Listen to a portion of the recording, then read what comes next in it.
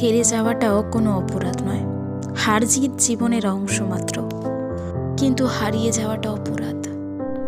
একটা তোমার জীবনে শুধু তোমার অধিকার থাকে না, তোমার জীবনে অনেকের অধিকার থাকে।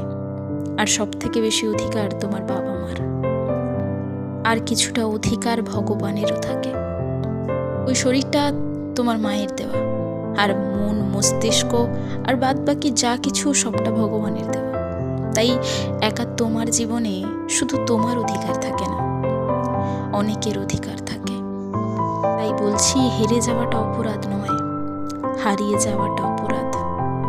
এই দুনিয়ায় তুমি একা কষ্টে নেই, তোমার থেকে অনেক অধিক কষ্টে মানুষ দিন যাপন করছে। সবাই তো হারিয়ে যাওয়ার চেষ্টা করেনি, তারা লড়াই করছে। হেরে যাওয়াটা কোনো অপরাধ নয়, হারিয়ে যাওয়াটা অপরাধ।